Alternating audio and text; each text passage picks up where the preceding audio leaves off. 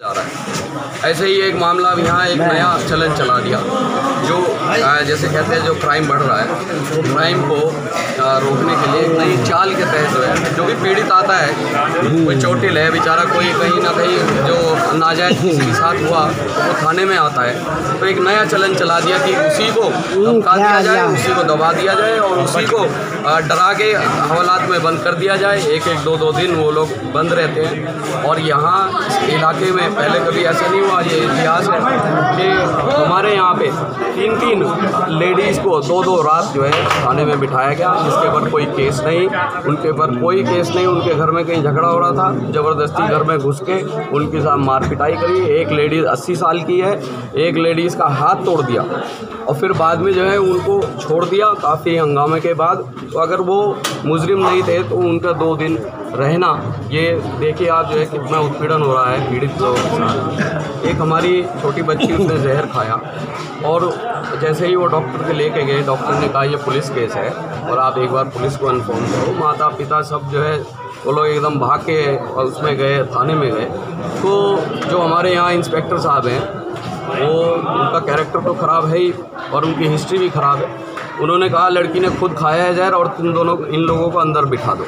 अब सोचो, एक बच्ची जो जहाँ मर रही है जहर के उससे, और वो उसके परिवार वाले अंदर बंद कर।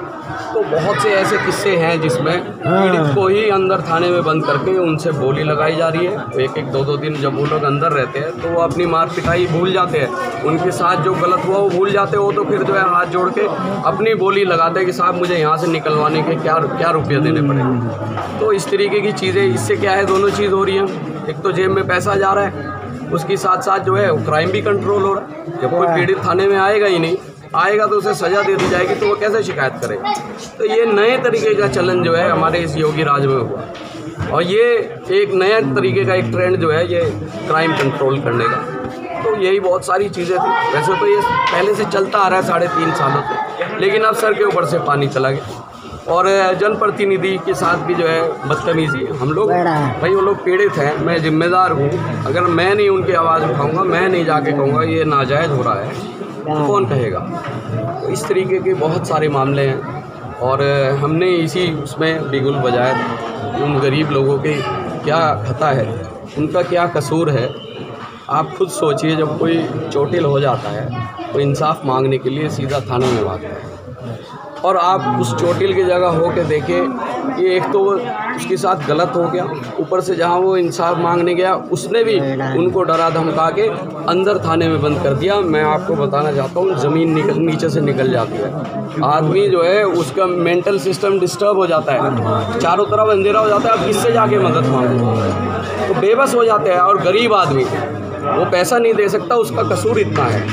आज देखो हालात क्या हो रखे हैं। तो आपने ज्ञापन दिया, क्या मांग की है उसके अंदर? यही मांग करी है कि आगे अगर ऐसा होगा, पहली बात तो उन पर मुकदमा कायम करा जाएगा। और ये जो इंस्पेक्टर है, ये इनकी सारी हिस्ट्री ख़राब है, क्रेडिबिलिटी ख़राब है इनकी। इन्होंने मर्डर भी किया हुआ है।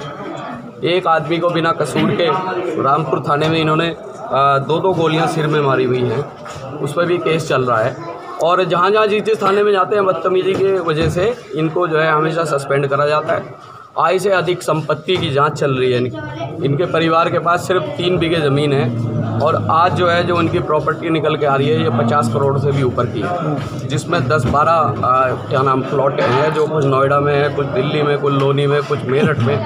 तो ये सब भ्रष्टाचार ही तो है।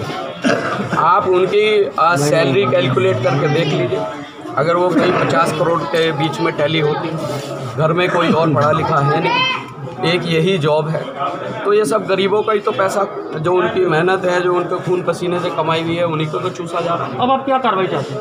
हम लोग तो कार्रवाई यही है कि ये जो लोग थे, जिन लोगों के साथ ये पीड़ित के साथ जो हो रहा था, देखो नाजायज़ कोई करता है तो वो तो है ही जो है, मतलब उसको तो सज़ा मिलनी चाहिए। लेकिन किसी के साथ नाजायज़ हो गया और वो अपनी मदद के लिए वहाँ जाता है, उसके साथ गद्दारी हो या उसके साथ गलत हो, तो वो आगे भी बर्दाश्त नहीं होगा। और जितना अब हुआ है उसमें भी हमने यही मांग करी है कि भाई उसमें मुकदमे कायम होने चाहिए और इनके खिलाफ जांच बैठनी चाहिए। जो इंस्पेक्टर हैं, आपके खिलाफ भी सुना मुकदमा दर्ज हुआ है किसी थाने में? देख लो आप। अब आप गरीब आदमी की आवाज़ उठाने के लिए अब हम लोगों को ये सब भी सहन करना पड़ता है। मतलब हमारी आवाज़ बंद हो जाए, हम लोग आँख मीच लें कि भाई जो हो रहा है होने दो।